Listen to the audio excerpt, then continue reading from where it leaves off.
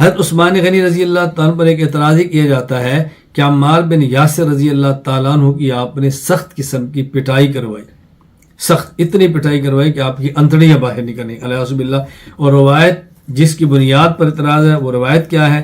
حسین بن محمد بن حسن الدیار بکری رحمہ اللہ فات 966 ہجری تاریخ الحمیس فی احوال انفس النفیس میں لکھتے ہیں وَأَمَرَ غِلْمَانُ فَضَرَبُوهُ حَتَّى وَقَعَ لِجَنبِهِ وَأُغْمِيَ عَلَيْهِ وَزَعَمُوا أَنَّهُ قَامَ بِنَفْسِهِ فَوَطِيَ بَطْنَهُ اللَّهُ حَتَّى أَصَابَهُ الْفَتْقُ وَأُغْمِيَ عَلَيْهِ 4 صلوات فَقَضَاهَا بَعْدَ الْإِفَاقَةِ اللہ اکبر بعد الافاق۔ کہتے ہیں کہ آپ نے اپنے غلاموں کو حکم دیا کہ ان کو مارو، اتنا مارا کہ وہ اپنے ایک پہلو پر گر پڑے اور آپ کے اوپر غشی طاری ہو گئی، غشی، اور انہوں نے گمان کیا کہ اب یہ خود کھڑے ہوں گے، لیکن اتنا روندا کہ آپ کا پیٹ بھی زخمی ہو گیا۔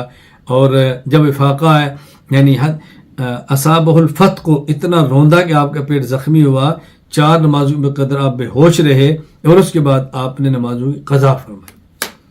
جواب ذہن نشین فرما لیں، ہم کہتے ہیں مبالغہ امیز بات، ان کی حقیقت سے کوئی تعلق نہیں۔ واقعہ یہ ہے حضرت عمار بن یاسر رضی اللہ تعالی عنہ اور حضرت سعد، یہ دونوں حضرت عثمان غنی کے پاس ملاقات کے لیے تشریف ہے۔ حضرت عثمان غنی نے پیغام بھیجا کہ آپ فلاں وقت آ جائیں، میری مصروفیت ہے۔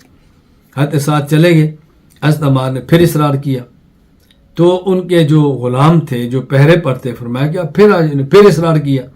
جب انہیں تیسری بار اصرار کیا تو حضرت عثمان غنی کے غلام نے حضرت عمار رضی اللہ تعالیٰ کو پیٹا، ایسا نہیں جیسے لکھا جا رہا ہے، لیکن پیٹا۔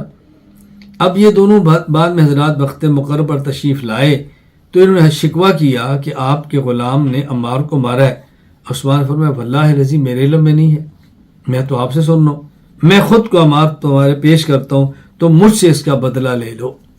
ان کو پتہ بھی نہیں ہے، وہ خود کو بدلے کے لیے پیش کر رہے ہیں اور آپ ان کے اوپر اعتراض کر رہے ہیں۔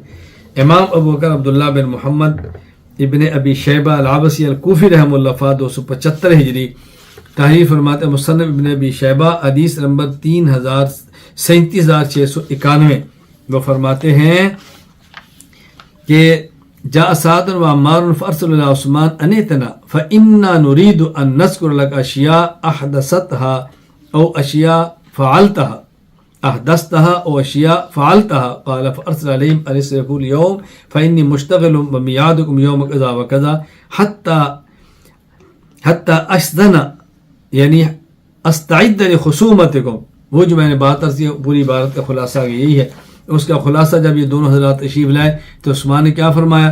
فرمایا فہذہ یدی لعمار فلیستبر، قال ابو محسن یعنی یختص، یہاں فرمایا کہ یہ میرا ہاتھ موجود ہے، میں تمہارے حوالے کرتا ہوں، عمار تم مجھے مارو اور قصاص لے لو۔ صاف فرماتے ہیں کہ میرے علم میں نہیں ہے۔ فرمایا فواللہ ما امرت ولا رضیت، نہ میں نے حکم دیا نہ میں اس پہ راضی ہوں، میں تو خوش بھی نہیں ہوں، میں ایک صحابی کی پٹائی پر کیسے خوش ہو سکتا ہوں۔ نمبر 2، حضرت عثمان غنی رضی اللہ تعالی عنہ کے اوپر جو اعتراض کیا جا رہا ہے، عجیب بات یہ ہے کہ مصنف نے اس اعتراض کو نقل کر کے آگے جواب دیا ہے، مصنف نے اس کو نقل کر کے جواب دیا ہے، تو لوگ اس اعتراض کو نقل کرتے ہیں اور مصنف کا جو جواب ہے اس کو نقل نہیں کرتے۔ وہ خود فرما رہے ہیں اما ضرب عمار فسیاق هذه القصه لا يصح على هذا النحو الذي رواه بل الصحيح منها ان علمان ضربوا عمارا۔ وہ فرماتے ہیں جو ان کے اوپر الزام ہے جھوٹ اور غلط ہے، یہ قصہ یوں نہیں ہے بلکہ قصہ یوں ہے جیسے ابھی میں نے بیان کیا۔ تو مصنف خود کہتے ہیں صحیح قصہ یہ ہے کہ سعد اور عمار دونوں تمہاری خدمت میں آئے، آپ نے پیغام بھیجا کہ آپ پھر فلاں دن آ جانا، میری مصروفیت ہے، تو ساتھ چلے گئے۔ عمار نے اصرار کیا، پھر اصرار کیا، تو آپ کے غلام نے آپ کی اجازت کے بغیر حضرت عمار رضی اللہ تعالیٰ پر ہاتھ اٹھایا۔ جب یہ وقت مقرر پر تشریف لائے تو انہوں نے شکوہ کیا۔